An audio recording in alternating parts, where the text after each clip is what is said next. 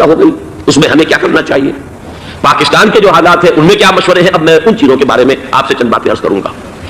پہلی بات تو یہ ہے کہ مشرق وسطیٰ کے مسئلے میں اس کے پس منظر کو سمجھ لینا چاہیے.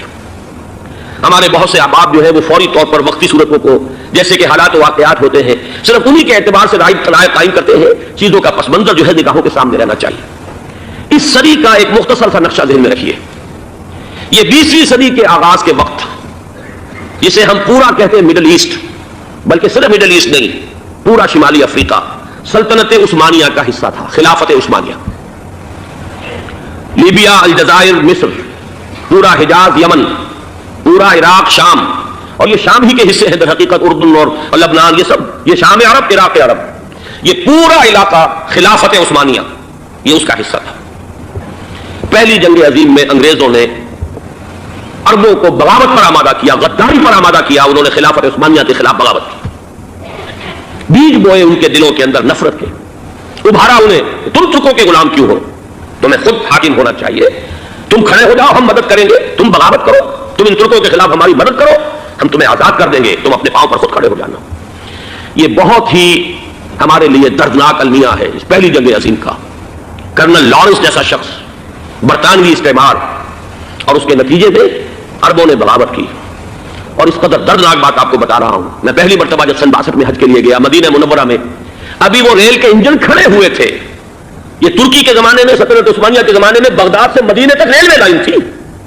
یہ پورا ایک عالم سلطنت عثمانیہ، صرف سلطنت نہیں، خلافت عثمانیہ. پوری ٹرینیں جو ہے ترکوں کی اڑائی گئی، ہزاروں ترکوں کو شہید کیا گیا، یہاں تک کہ صحن حرم میں شہید کیے گئے سینکڑوں ترک. یہ جرم تھوڑے نہیں ہے، معمولی نہیں ہے. آج جس کی سزا مل رہی ہے معلوم ہونا چاہیے کہ وہ جرائم کون کون سے تھے. اب بھی جو لوگ گئے انہوں نے دیکھا ہوگا ترکی کا قلعہ موجود ہے اوپر پہاڑی کے اوپر. حرم کا جو سب سے بڑا دروازہ ہے باب ملک عبد العزیز، اس کے سامنے ایک لائبریری ہوتی تھی، اب تو غالباً وہ بھی گرا دی گئی ہے. اس کے پیچھے پہاڑی پر ترکوں کا قلعہ ہے پرانا، اس پر توپیں موجود تھیں. جب بغاوت ہوئی ہے، جو حرم میں آئے ہوئے تھے ترک فوجی عبادت رہتے، وہ تو نماز پڑھنے آئے ہوئے تھے، ان کو وہاں ذبح کیا گیا ہے. اور ترکوں نے اپنی توپیں استعمال نہیں کی کہ کہیں بیت اللہ کو کوئی نہ پہنچ جائے. بہرحال یہ غداری ہوئی ہے پہلی جنگ عظیم کے دوران، اور نہ صرف ترکوں پہ عربوں نے کی ہے. جیسا کہ میں نے کہا تھا، دو ہے سب سے بڑے مجرم روئے ارضی کے اوپر امت مسلمہ کے طبقات. ہمارا پنجابی سپاہی بھی جا کر انگریزوں کی مدد کر کے ایلن بی کو قبضہ جو لے کر دیا بغداد کا، اس میں ہمارے مسلمان پنجابی سپاہی بھی شامل تھے. یہ خون چکاں باب ہے ہماری تاریخ کا اس صدی کا. لیکن اس کے بعد سلطنت عثمانیہ کے ٹکڑے ہو گئے، چیچڑے ہو گئے.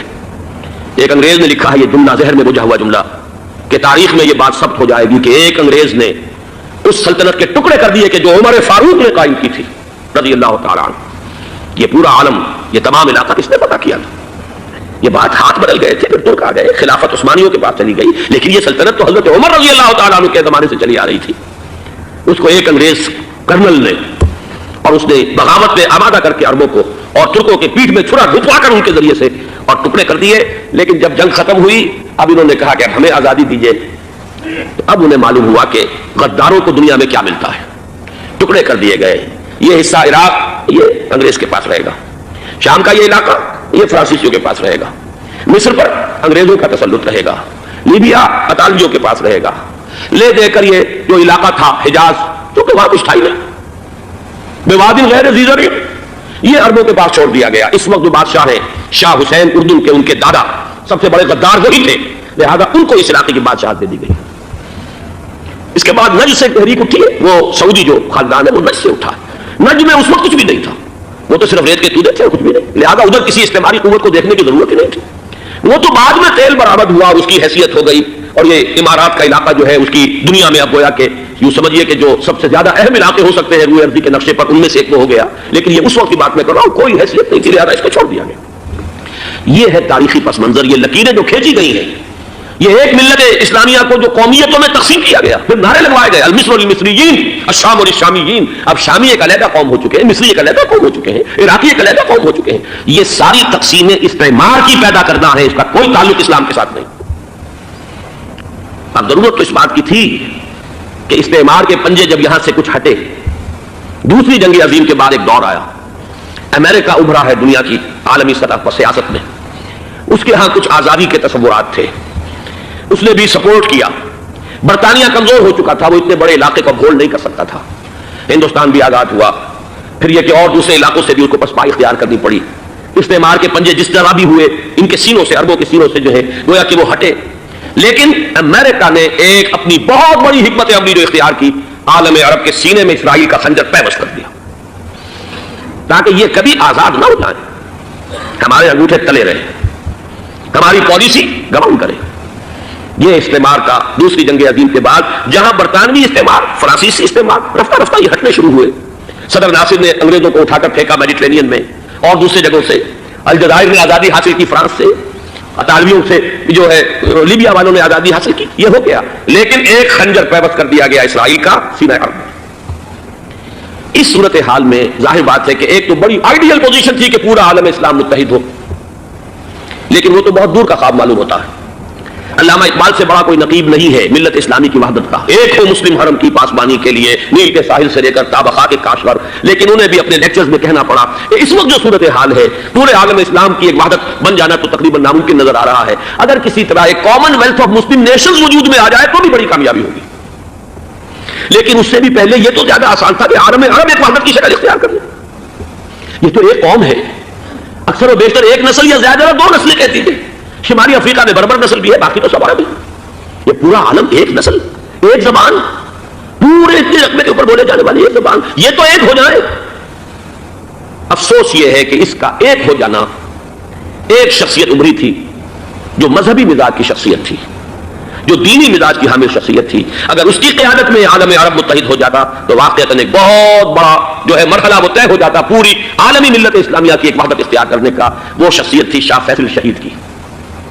اور اس لفظ کے ساتھ ہی آپ کے ذہن میں آ گیا ہوگا کیوں انہیں شہید کر دیا گیا، کس نے کیا کرایا، کہاں سے تعلیم حاصل کر کے آیا تھا وہ جس نے شہید کیا شاہ فیصل شہید کو. اس کی گردن پر کون سوار تھی؟ وہ یہودی لڑکی کے جس کے فوٹو بھی شائع ہوئے، ایک گردن پر اٹھائے کھڑا ہوا شہزادہ اپنی ایک یہودی دوست کو، لڑکی کو. اور وہی ہے کہ جس نے جا کر پستول سے شہید کیا ہے. جہاں میں اچھی طرح جان لیجئے، جیسے بارہا میں نے عرض کیا ہے کہ حضرت عمر کو شہید کرنے والا کہنے کو ابو لولو فیروز تھا، لیکن اس کے پیچھے پورا ایرانی نسل پرستی کا جو پورا پس منظر ہے، اس سے تو ہر شخص جس کی ذرا بھی نگاہ جو ہے جو صرف منظر کو نہ دیکھ رہی ہو، پس منظر کو بھی دیکھنے والی ہو، وہ تو جان لے گی کہ ابو لولو فیروز ایک فرد کا نام نہیں تھا، وہ ایران کا انتقام تھا عالم عرب سے. بالکل اسی طریقے سے یہ امریکی استعمار کا ہتھ کنڈا تھا، اسے محسوس ہوا. شاہ فیصل مذہبی مزاج کا شخص یہ ابھر رہا ہے، اور یہ شاہ فیصل کی حکمت عملی کا اگر آپ اندازہ کیجئے، لاہور میں سمٹ کانفرنس ہوئی، اس میں وہ آئے، سب سے ٹاورنگ پرسنالٹی پورے اس وقت عالم اسلام کے اندر شاہ فیصل کی تھی.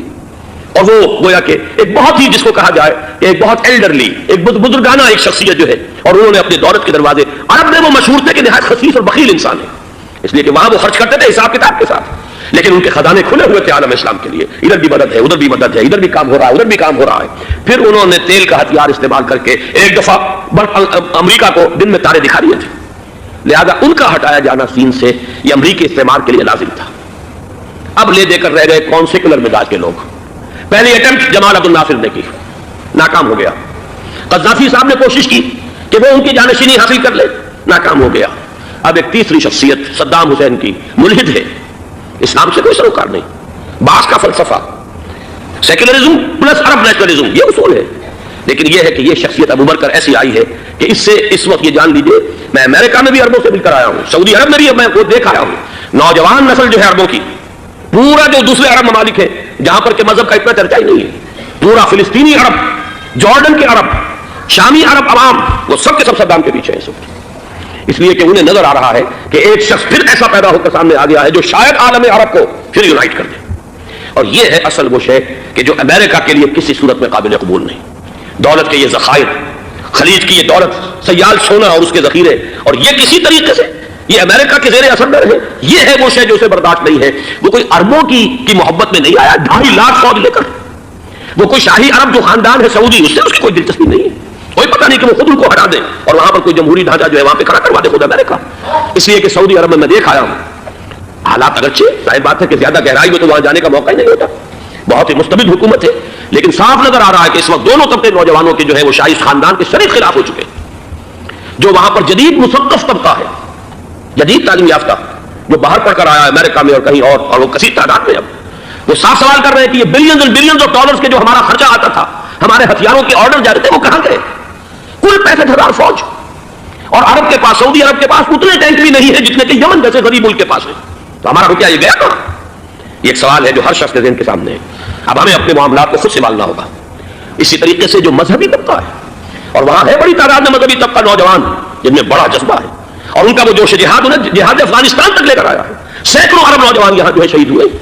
اپنے ملک میں تو انہیں بولنے کی بھی کوئی امکان نہیں ہے، لیکن یہاں وہ جذبہ جو اندر اندر پروان چڑھ رہا ہے، وہ جذبہ انہیں لایا ہے، اور افغانستان کی سنلاخ وادیوں کے اندر انہوں نے جامع شہادت نوش کیا ہے. وہ طبقہ بھی شدید مخالف ہو چکا ہے کہ انہوں نے امریکیوں کو بلا کر، ان میں یہودی بھی ہیں، عیسائی تو ہے ہی ہے، یہودی ہیں، یہودی عورتیں ہیں جو کچھ اب وہاں بے حیائی اور بے پردگی کے مناظر نظر آ رہے ہیں. یہ سرزمین عرب، میں نے امریکہ میں تقریر سنی ہے اسنا کے جو فائنل ان کا ایک سیشن تھا اسلامک سوسائٹی نارتھ امریکہ، جس میں میں مدعو کیا گیا تھا، اسی لیے میں نے یہ سفر کیا تھا. ایک نوجوان نے جو تقریر وہاں پر کی ہے، واقعہ یہ ہے کہ میں حیران رہ گیا اس کی جرأت کا. اس نے کہا کہ حضور نے فرمایا تھا کہ جزیرہ نما عرب میں دو دین جمع نہیں ہو سکتے، اور آج شاہی خاندان کی صرف اپنی حکومت کو بچانے کے لیے امریکیوں کو اتنی بڑی تعداد میں بلا لیا گیا ہے، جن میں موبائل چرچ بھی ہیں، موبائل سینیگوگز ہیں. یہودی مرد اور عورتیں جو ہے دندناتے کر رہے ہیں آج عرب کی سرزمین پر. لہذا جو مذہبی طبقہ ہے وہ اس پر شدید رد عمل جو ہے اس کے اندر پایا جاتا ہے. یہ حالات ہیں جو میں آپ کے سامنے چاہتا تھا کہ رکھ دوں. یہ وہ شامت اعمال ہے. ایک طرف یہ کہ وہ شخصیت جو ہے صدام حسین کی، وہ کوئی پسندیدہ شخصیت نہیں، لیکن یہ کہ وہ شخصیت کو تقویت دینے والے بھی تو یہی لوگ تھے. انہیں خطرہ تھا ایران کے انقلاب سے کہ کہیں اسی قسم کا کوئی انقلاب ہمارے یہاں نہ آ جائے. لہذا انقلاب نے ایران کو ایکسپورٹ نہ ہونے دے، اس لیے انہوں نے اسی صدام حسین کو بلینز اور بلینز آف ڈالرز کی مدد دی. آج وہی ہے. عربی کی تو ایک کہاوت بھی ہے، سمن کلبک، یا کو اپنے کتے کو کھلا پلا کے موٹا کرو، کسی روز تمہیں کو کاٹے گا. آج وہ تو انہیں کاٹ رہا، لیکن یہ کہ اس کا جو علاج تجویز ہوا ہے وہ انتہائی خوفناک ہے. 2.5 لاکھ امریکی وہ استعمار کے پنجے جو بمشکل عالم عرب کے سینے سے جو گڑے ہوئے تھے اس استعمار میں، مشکل ہٹے تھے کہ ایک دم اب وہاں پر خبریں آ رہی ہیں، فرانسیسی بھی آ رہے ہیں، برطانوی بھی آ رہے ہیں، کہاں سے فوجیں آ رہی ہیں. اور وہاں پر 2.5 لاکھ تو صرف امریکن آرمی کا، اس میں تقریباً 1.5 لاکھ تو پہنچ چکی ہے. اور جو بھی ہوگا وہاں پر، جیسا کہ میں نے عرض کیا ہے، اس قدر خوفناک سین ہے. میں نے بہت سے حضرات واقف ہوں گے، کئی مرتبہ میں نے حوالہ دیا ہے مولانا سید حامد میاں رحمہ اللہ کا. انہوں نے ایک دفعہ مجھے بتایا تھا کہ احادیث میں جو قرب قیامت کے حالات و واقعات کی پیشن گوئیاں ہیں، ان میں یہ ہے کہ وہ جو آخری جنگ ہونی ہے جو کہ دجال کے خلاف ہوگی مسلمانوں کی، اور جس میں کہ حضرت مسیح علیہ السلام کا نزول ہوگا جس کے سلسلے میں، اس سے پہلے ایک جنگ ہوگی بہت خوفناک، بہت خوفناک. اور عجیب الفاظ ان کے یہ تھے کہ اس میں ایک طرف مسلمان اور عیسائی اور یہودی تینوں ہوں گے. یہ بات سمجھ میں نہیں آتی تھی کہ مسلمان اور یہودی ایک جگہ کیسے جمع ہو سکتے ہیں. آج وہ نقشہ بدل آ گیا. آج اسرائیل، امریکہ، سعودی عرب اب یہ ایک ہیں. بلکہ چلتے آئیے، مصر، اسرائیل، سعودی عرب اور جو بھی ان کے حواری ہیں وہ سب ایک ساتھ میں کھڑے ہیں. اور ان کے اوپر سیادت کس کی؟ امریکہ کی. وہ نقشہ آ گیا ہے. اور اس جنگ کے سلسلے میں مولانا حامد میاں رحمہ اللہ نے مجھے بتایا تھا کہ حدیث میں الفاظ آئے ہیں، اتنے لوگ ہلاک ہوں گے، اتنے لوگ ہلاک ہوں گے، اتنے لوگ ہلاک ہوں گے کہ ایک پرندہ سینکڑوں میل تک اڑتا ہوا چلا جائے گا اور اسے سوائے لاشوں کے اور کچھ نظر نہیں. یہ نقشہ خاکم بدہن تلا ہوا ہے، کھڑا ہوا ہے. جو بھی ہوگا کیمیاوی جنگ، کیمیاوی وارفیئر، کیمیکل وارفیئر، اور پھر ایٹمک وارفیئر، جس کی کھلی دھمکیاں دی جا چکی ہیں. کبھی کوریا کے بارے میں اندیشہ تھا کہ یہ درندے خدا کی دھرتی کو، کوریا کی غریب بستی کو ناگاساکی بنا کے چھوڑیں گے، ہیروشیما بنا کے چھوڑیں گے. آج وہ صورتحال جو ہے